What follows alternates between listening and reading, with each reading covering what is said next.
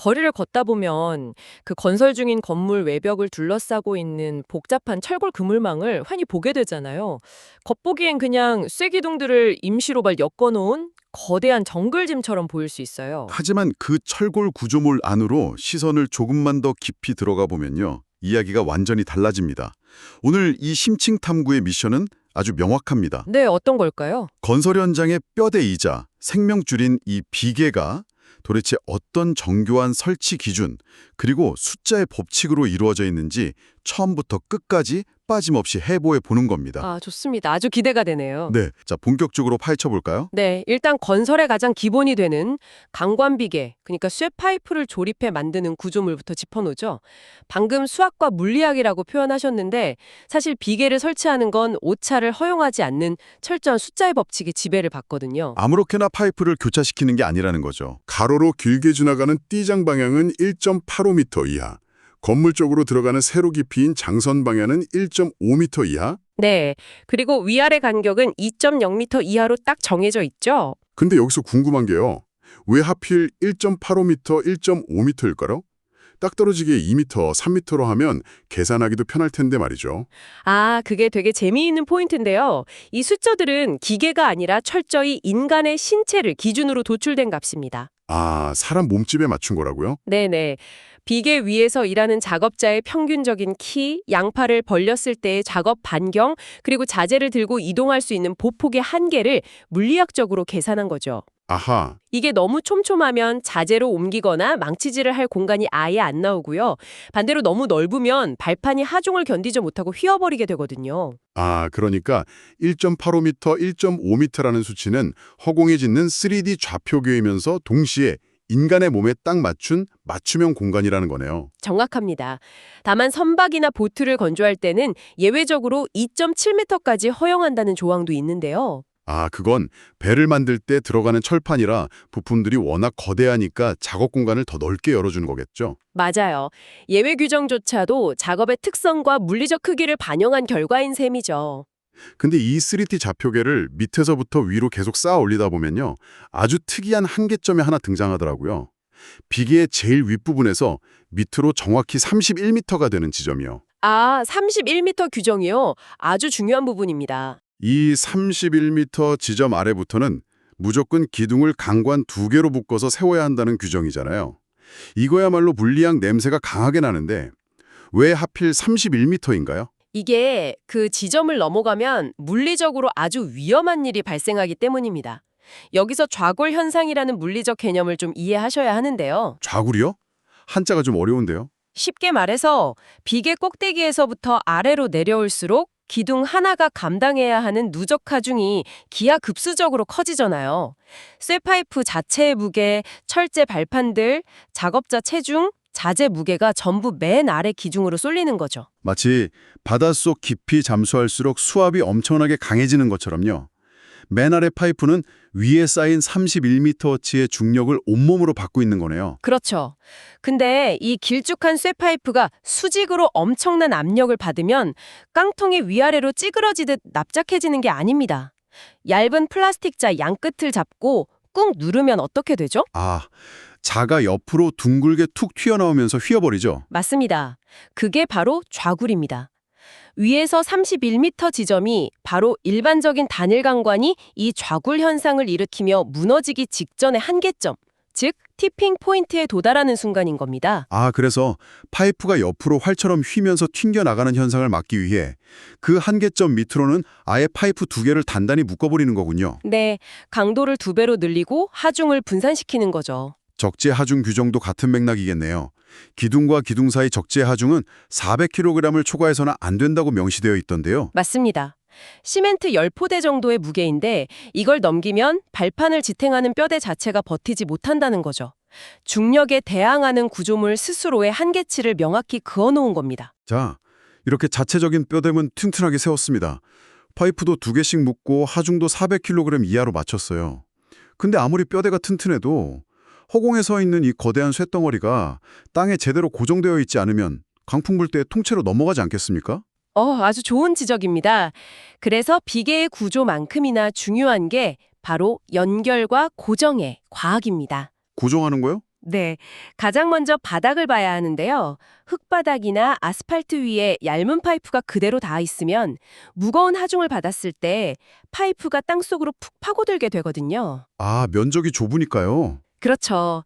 그래서 이걸 막기 위해 기둥 밑동에 널쩍한 밑받침 철물을 대서 압력을 넓게 분산시킵니다. 하이힐 신고 흙밭 걸으면 푹푹 빠지는데 스노우 슈즈 신으면 안 빠지는 원리네요. 딱 그겁니다. 그리고 기둥들이 무게를 이기지 못하고 양옆으로 다리를 찢듯이 벌어지는 걸 막기 위해 파이프를 X자 모양으로 가로지르는 교차가세도 설치하죠. 네, 그거 현장에서 되게 많이 봤어요. 이렇게 밑동과 다리를 잡았다면 이제 구조물이 바람에 쓰러지지 않게 옆에 있는 건물 본체에 단단히 묶어주는 작업이 필요합니다. 이걸 벽이음이라고 부르거든요. 아, 벽에 이어준다고 벽이음이군요. 네, 강관비계의 경우 수직으로 5m, 수평으로 5m 간격마다 무조건 건물벽에 고정장치를 박아 넣어야 합니다. 5m 간격의 거대한 닻을 건물에 내리는 셈이죠. 근데 제가 이 고정 규정 보다가 눈을 좀 의심한 부분이 하나 있어요. 외부 환경에서 비계를 안전하게 지키는 게 단순히 비바람이나 중력 같은 물리적인 힘만 고려한 게 아니더라고요. 아, 어떤 부분 말씀하시는지 알 것 같네요. 비계 주변에 가공절로, 그러니까 전신주 전선 같은 게 지나갈 때는 반드시 절연용 방어구를 씌워야 한다는 내용이 있더라고요. 여기서 정말 흥미로운 점은요. 비계가 가진 재료적 특성을 고려한 종합적인 안전통제망이 등장한다는 겁니다. 비계는 수백 톤의 쇠파이프가 연결된 거대한 전도체거든요. 여기서 진짜 흥미로워지는데요. 그럼 이게 거대한 피뢰침이나 안테나 같은 역할을 한다는 건가요? 비유하자면 그렇습니다. 고압선에 쇠파이프가 직접 닿지 않더라도 일정 거리 안으로 근접하게 되면 보이지 않은 자기장의 영향으로 유도전류가 발생합니다. 아, 닿지도 않았는데 전기가 통해요? 네, 아무것도 닿지 않았는데 거대한 비계 전체에 전기가 흐르게 되는 거죠. 작업자가 비계 위를 걷다가 그 철을 무심코 만지는 순간 치명적인 감전사고로 이어질 수 있습니다. 와, 진짜 무서운 이야기네요.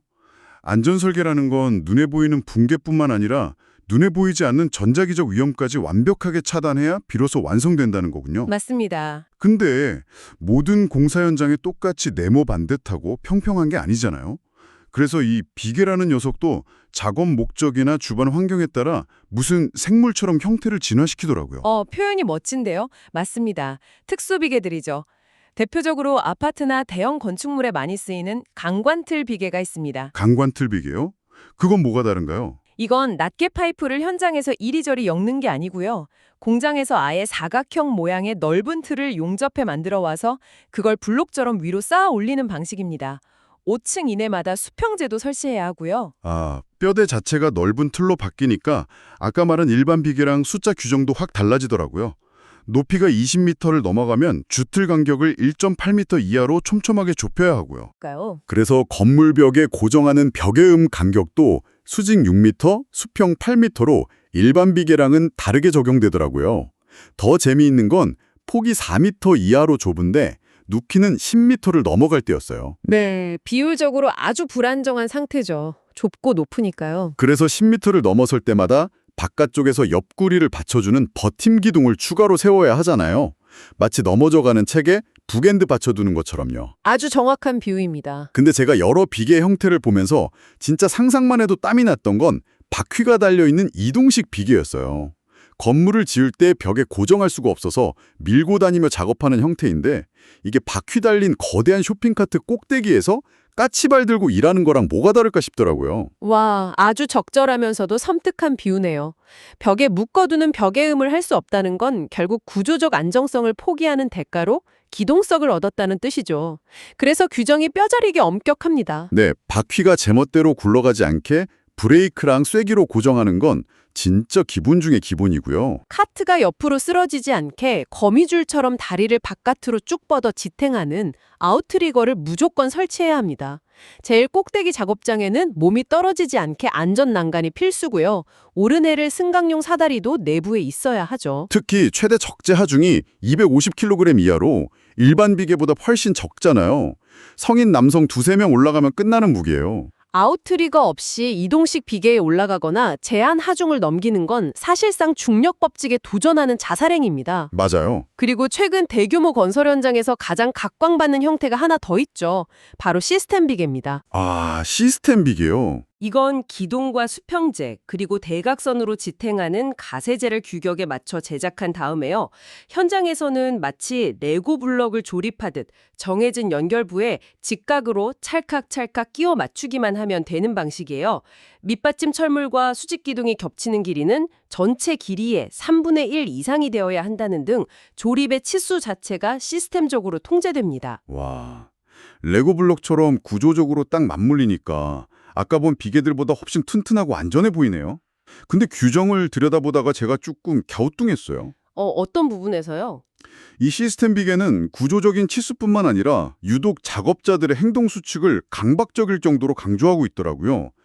지정된 통로로만 다닐 것, 제조사 최대 하중 표지판을 눈에 띄게 붙일 것, 네, 맞습니다.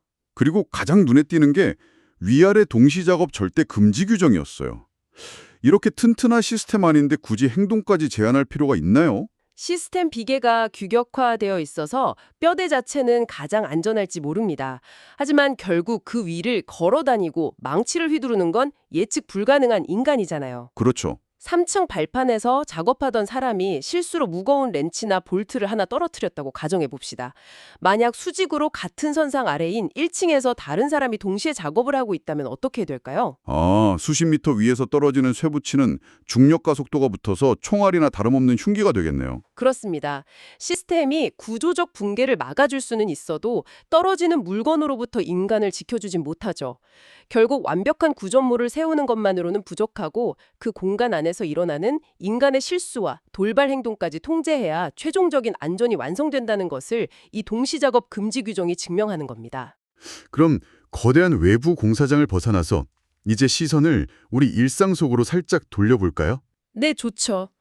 우리가 집에서 도배하거나 형광등 갈 때 흔히 쓰는 말비계라는 게 있잖아요.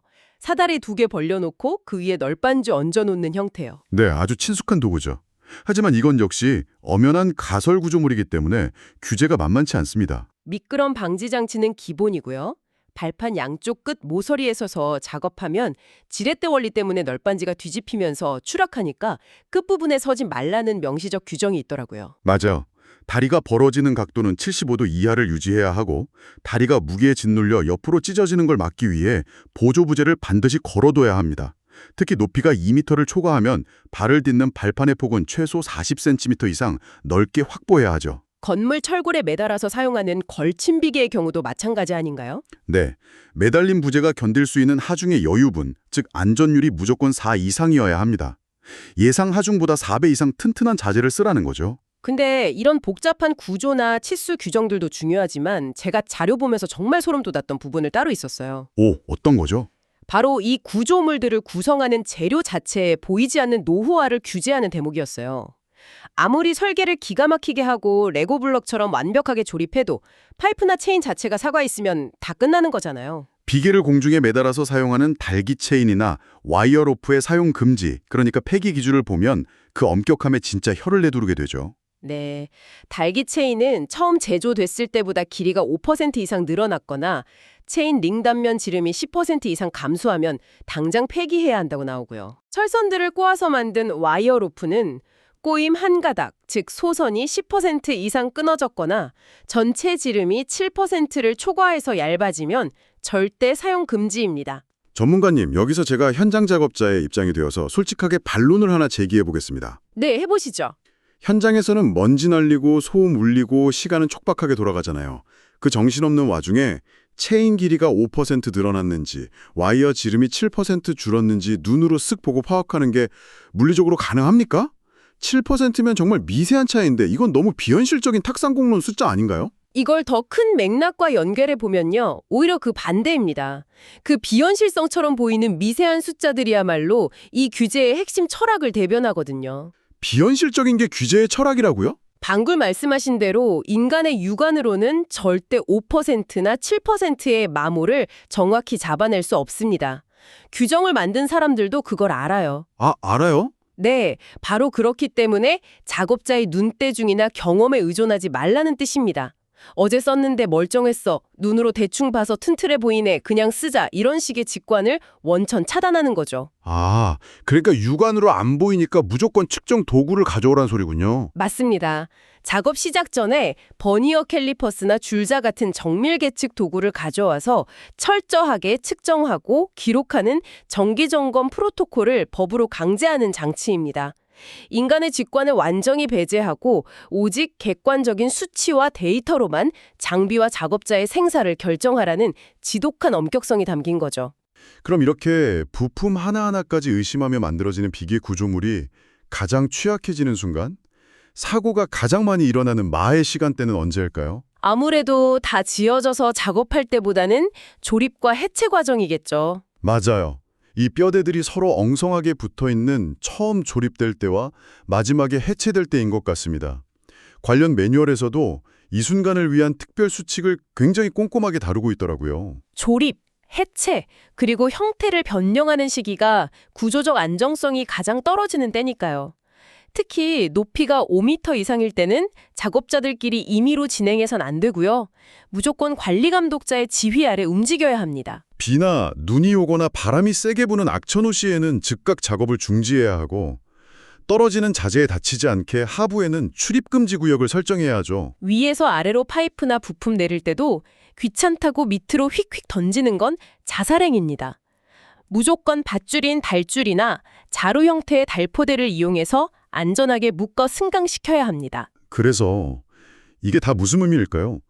저는 여러 수칙 중에서 조립이나 해체 시의 발판 폭 교정을 보고 약간 역설적인 깨달음을 얻었거든요. 오, 어떤 깨달음이었나요? 아까 일반적인 작업을 할 때 발판 폭이 최소 40cm, 가벼운 지붕 작업은 30cm라고 했잖아요. 근데 가장 위험한 해체나 조립을 할 때는 오히려 발판 폭을 20cm 이상의 아주 좁은 것으로 설치하라고 되어 있어요. 네? 그 역설의 이유를 어떻게 해석하셨습니까? 보통은 발 딛는 곳이 넓어야 안전하다고 생각하잖아요. 근데 해체 중이거나 조립 중이라는 건 비계 뼈대 자체가 아직 덜 완성됐거나 이미 연결부를 풀어내서 약해진 상태라는 뜻이니까요. 그렇죠. 그 부실한 뼈대 위에 사람 서기 편하다고 넓고 무거운 철제 발판을 얹어놓으면 그 발판의 무거운 하중 때문에 오히려 비계 전체가 붕괴해버리는 참사가 일어나는 거죠. 와, 아주 예리한 통찰이십니다.